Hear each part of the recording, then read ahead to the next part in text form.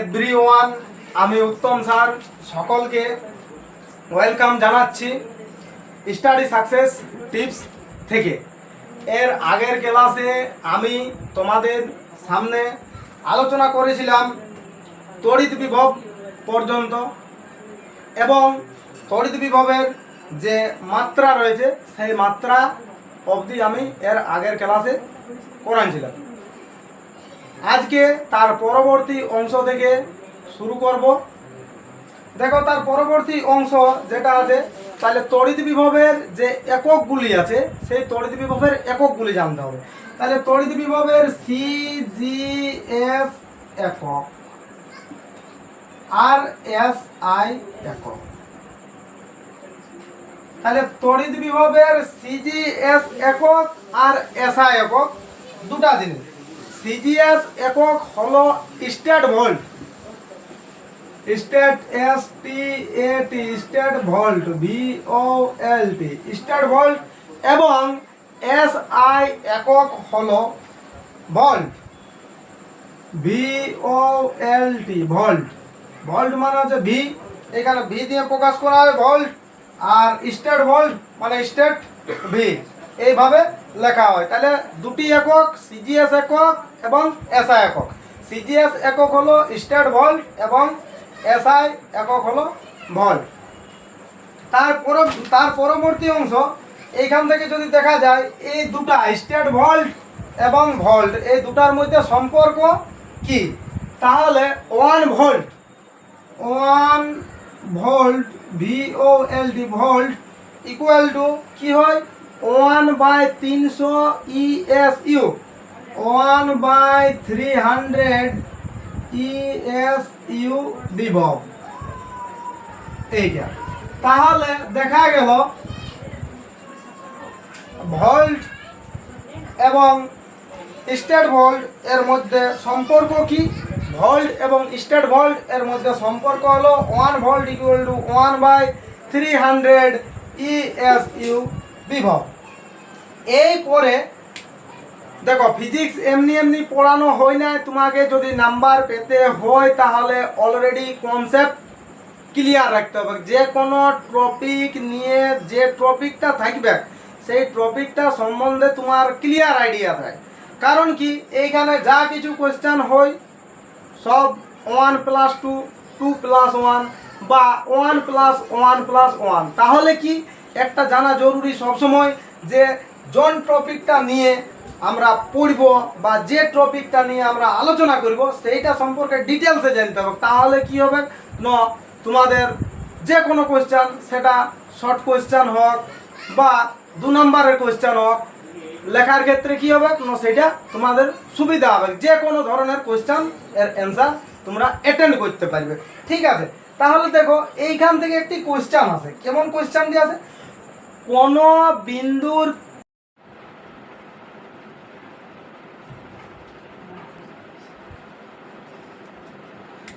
দেখো, এরপর কোন বিন্দুর তড়িৎ বিভব 1 ভোল্ট বলতে কি বোঝো। কোশ্চেনটা কি, কোন বিন্দুর তড়িৎ বিভব 1 ভোল্ট বলতে কি বোঝো। এইটার অ্যান্সার হচ্ছে, আগে ফার্স্ট লিখবে কোন বিন্দুর তড়িৎ বিভব 1 ভোল্ট বলতে বোঝায় যে, এর কাছে একটু কমা দিলে, তারপরে লিখবে ইনফাইনাইট ডিস্টেন্স থেকে, মানে কি অসীম দূরত্ব থেকে, অসীম দূরত্ব থেকে একটি 1 কুলম্ব ধনাত্মক আধানকে, অসীম দূরত্ব থেকে একটি 1 কুলম্ব ধনাত্মক আধানকে ওই বিন্দুতে আনতে 1 জুল কার্য করতে হয়। জিনিসটা কেমন, 1 volt V O L T volt equal to 1 joule by 1 coulomb. ঠিক আছে, এরপরে বিভব প্রভেদ। বিভব প্রভেদ তো আমি বলেছি, বিভব প্রভেদ কি, দুটি বিন্দুর মধ্যে যে বিভবের পার্থক্য লক্ষ্য করা যায় তাকে বলা হয় বিভব প্রভেদ। জিনিসটা কেমন, সাপোজ আমি যদি ধরি এ বিন্দুর বিভব VA এবং বি বিন্দুর বিভব VB, তাহলে আমার বিভব প্রভেদ বা বিভব পার্থক্য কি হচ্ছে, VA মাইনাস VB। তাহলে বিভব প্রভেদ বা বিভব পার্থক্য এর এসআই একক এবং ব্যবহারিক একক যেটা, সেই ব্যবহারিক একক হলো ভোল্ট, VOLT, ভোল্ট। ঠিক আছে, এর পরবর্তী অংশ, এর পরে যেটা আছে, এর পরে দেখো EMF। কি বললাম?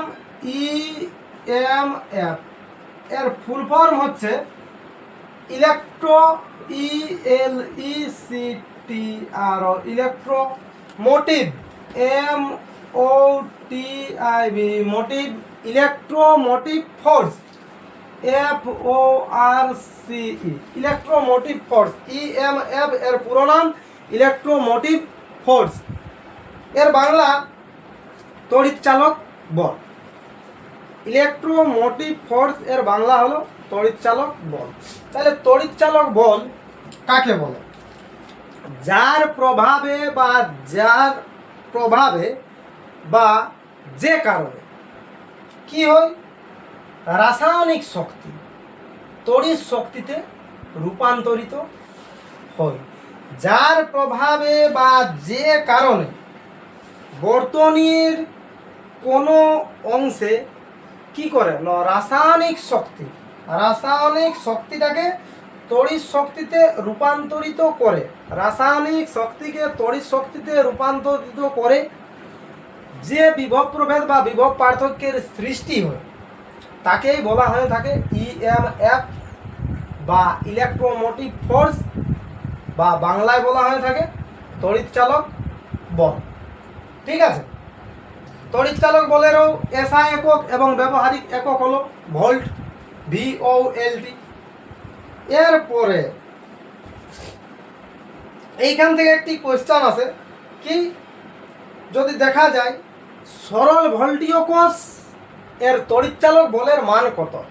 তাহলে সরল ভোল্টীয় কোষ, সরল ভোল্টীয়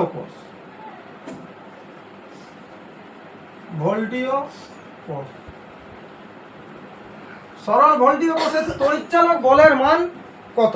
তাহলে সরল ভোল্টীয় তড়িৎ চালক বলের মান যেটা হচ্ছে সরল ভোল্টীয় তড়িৎ চালক কোষ, সেইখানে কত আছে, সেইখানে যদি দেখা যায় তার তড়িৎ চালক বলের মানটা হয় 1.08।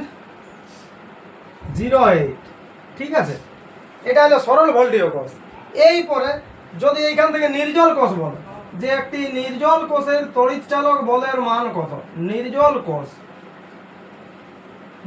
কোষের তড়িৎ চালক বলের মান কত? তাহলে নির্জল কোষের তড়িৎ চালক বলের মান হলো 1.5 ভোল্ট, 1.5 ভোল্ট, VOLT, এটা হচ্ছে VOLT। ঠিক আছে, এরপরে তাহলে আমি তড়িৎ চালক বল পড়াইলাম এবং বিভব পার্থক্য পড়াইলাম। তাহলে তড়িৎ চালক বল এবং বিভব প্রভেদের মধ্যে পার্থক্য লেখো। তাহলে কেমন? ফার্স্ট যে ডেফিনেশনগুলো বললাম সেই ডেফিনেশনগুলো লিখে দেবো। দেখো ছাত্রছাত্রীরা, আমার একটু শরীর খারাপ, কালকে তো ভিডিও দিতে আমি পারি নাই, তো মানে তাও আমি চেষ্টা করছি যতটা সম্ভব হয়। যদি ভালো লাগে তো একটু সাবস্ক্রাইব করবে, লাইক করে দিবে একটা, কারণ এটাতে তো পয়সা লাগছে না। দেখো তাইলে কি কোয়েশ্চেন যদি আসে তোমাদেরকে বলে তড়িৎ চালক বল এবং বিভব প্রভেদের মধ্যে পার্থক্য লেখো, তাহলে ফার্স্ট কি করবে, একদিকে লিখবে তড়িৎ চালক বল আর একদিকে লিখবে তোমার বিভব প্রভেদ বা বিভব পার্থক্য। ঠিক আছে, এই পরে 1 নম্বরে ডেফিনেশনগুলো লিখে দিলে। এবার 2 নম্বরে কি লিখবে? তড়িৎ চালক বল হলো বিভব প্রভেদের কারণ। তড়িৎ চালক বল হলো বিভব প্রভেদের কারণ। বিভব প্রভেদের দিকে কি লিখবে? বিভব প্রভেদ হলো তড়িৎ চালক বলের ফল। ঠিক আছে, এরপরে 3 নম্বরে কি লিখবে? 3 নম্বরে যদি লিখো তাহলে 3 নম্বর লিখবে কোষের তড়িৎ চালক বলের মান।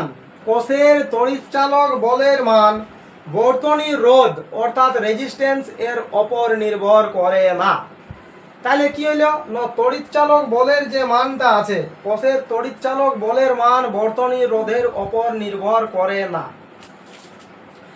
বিভব প্রভেদ বা বিভব পার্থক্যের দিকে কি লিখবে?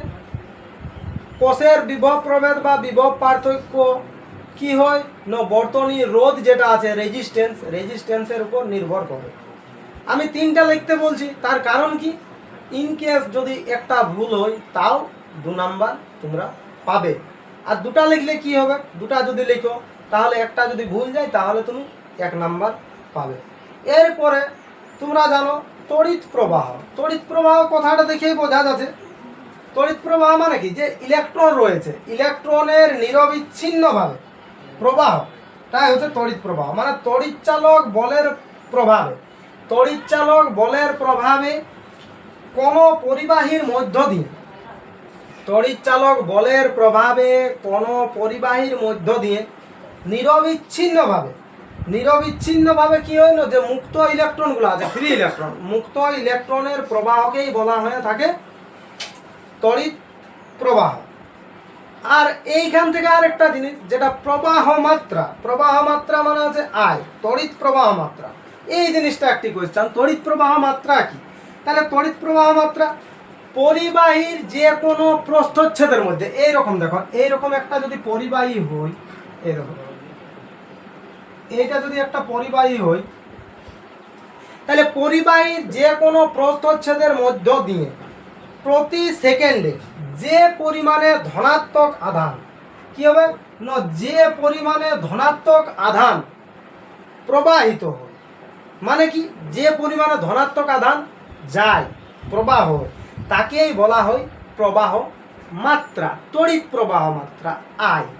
তাইলে তড়িৎ প্রবাহ মাত্রা আই ইকুয়াল টু কি হয়, তড়িৎ প্রবাহ মাত্রা আই ইকুয়াল টু হয় কিউ বাই টি। কিউ মানে কি, কিউ মানে হইল আধান, আর টি মানে কি, টি মানে হইল সময়। ঠিক আছে, এরপর কি দেখো, এইখান থেকে তড়িৎ প্রবাহ মাত্রা, তাহলে তড়িৎ প্রবাহ মাত্রা আমরা পড়লাম। তাহলে তড়িৎ প্রবাহ মাত্রার সিজিএস একক আর এসআই একক। তাহলে সিজিএস একক যেটা আছে, সিজিএস একক হলো ইএমইউ, সিজিএস একক হলো ইএমইউ, এবং এসআই একক হলো এম্পিয়ার। এম্পিয়ারের সংকেত হচ্ছে এ, ক্যাপিটাল এ। আর যেটা আমি বললাম ইএমইউ, ইএমইউ এর পুরো নাম কি, ইএমইউ এর পুরো নাম হলো ইলেকট্রোম্যাগনেটিক ইউনিট। তাহলে কি বললাম, ইলেকট্রোম্যাগনেটিক ইউনিট। ঠিক আছে, এই পরে এইখান থেকে ইএমইউ আর এম্পিয়ার এর মধ্যে সম্পর্কটা কি রকম, তাইলে যদি দেখা হয়, দেখো 1 ইএমইউ প্রবাহ মাত্রা, প্রবাহ মাত্রা ইকুয়াল টু কত হয়, 10 এম্পিয়ার। এইটা এই পরে তোমরা জানো প্রবাহ 2 ধরনের হয়, একটাকে বলা হয় থাকে এসি আর একটাকে বলা হয় ডিসি। এসি এর পুরো নাম হচ্ছে অল্টারনেটিং কারেন্ট এবং ডিসি এর পুরো নাম হচ্ছে ডাইরেক্ট কারেন্ট। তাহলে এরপরে তোমাদেরকে তো বাংলাগুলো জানতে হবে, কারণ তোমাদের বাংলায় কোয়েশ্চেন দেখবে। সমপ্রবাহ ডিসি, ডিসি মানে সমপ্রবাহ। তাহলে সমপ্রবাহ কাকে বলে, তড়িৎ প্রবাহের অভিমুখটা সবসময় যদি একই দিকে হয়, তড়িৎ প্রবাহের অভিমুখ যদি একই দিকে হয় তাহলে তাকে কি বলবো, সমপ্রবাহ। আর পরিবর্তী প্রবাহ বা বিপরীতমুখী প্রবাহ যেটাকে বলা আছে এসি, মানে অল্টারনেটিং কারেন্ট, মানে কি, অল্টারনেট করবে। কি হয়, তো যে ধরনের তড়িৎ প্রবাহে নির্দিষ্ট সময় অন্তর অন্তর কি হয় না, প্রবাহ যেটা আছে, প্রবাহের অভিমুখটা কি হয় না, পরিবর্তন হয়। ঠিক আছে, তাহলে পরিবর্তন যেটা হয় সেইটাকে বলা হয় পরিবর্তী প্রবাহ। তাহলে এই যে এইখানে ছিল, এইখানে আমি আজকে ক্লাসটা লাস্ট করছি। এর পরবর্তী যে ভিডিও করাবো, এর পরবর্তী ভিডিওতে আমি যে ম্যাথমেটিক্যাল কোয়েশ্চানগুলো হবে সেই ম্যাথমেটিক্যাল কোয়েশ্চানগুলো নিয়ে আলোচনা করব। তোমরা ভালো লাগলে চ্যানেলটা সাবস্ক্রাইব করে রাখো, সবাই যেন জলদির মধ্যেই ভিডিওটা পেয়ে থাকো। কারণ যে কোনো ধরনের যে ম্যাথমেটিক্যাল প্রবলেম হবে সব কোয়েশ্চানগুলি এই চ্যানেলের মাধ্যমেই তোমরা দেখতে পাবে, এবং মাধ্যমিক পরীক্ষায় যে কোয়েশ্চানগুলি এসে থাকে সেই ধরনেরই কোয়েশ্চান আলোচনা করা হবে। এবং তোমরা যদি ভালো করে পড়ো তাহলে সবাই, আমার ছাত্রছাত্রীরা আশা করি 90+ পেয়ে থাকবে।